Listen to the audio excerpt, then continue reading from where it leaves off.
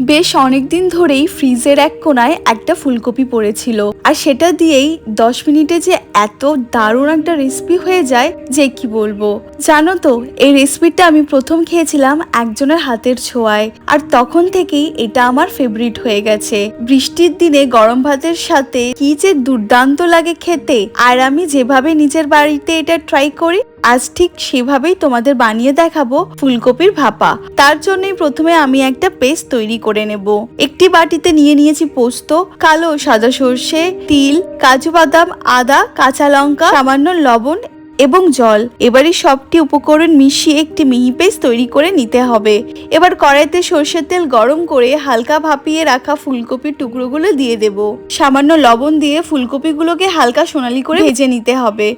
এবার একটি টিফিন বক্সে আগে থেকে তৈরি করে রাখা মশলার পেস্টটি ঢেলে দেব। এতে মেশাবো টক দই, হলুদ গুঁড়ো, লাল লঙ্কার গুঁড়ো, একটু গরম মশলার গুঁড়ো, চিনি ও স্বাদ মতন লবণ, একটু কসুরি মেথি, কয়েক টুকরো টমেটো। সবশেষে ভেজে রাখা ফুলকপিগুলো দিয়ে মশলার সাথে ভালো করে মাখিয়ে নেব। উপর থেকে দিয়ে দেব কয়েকটা আস্ত কাঁচা লঙ্কা, কাঁচা সর্ষের তেল আর সামান্য ধনেপাতা কুচি।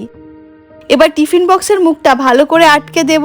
এবার স্টিমে বসিয়ে দেব ঢাকা দিয়ে মাঝারি আছে 9 থেকে 10 মিনিট। ব্যাস তৈরি আমাদের আজকের স্পেশাল ডিশ, গরম গরম ফুলকপির ভাপা। ঢাকনা খুলতেই সর্ষের তেল আর মশলার যে দারুণ গন্ধ বেরোচ্ছে তা ভাষায় প্রকাশ করা যাবে না। ভিডিওটা কেমন লাগলো জানিও। দেখা হচ্ছে পরের ব্লগে। বাই।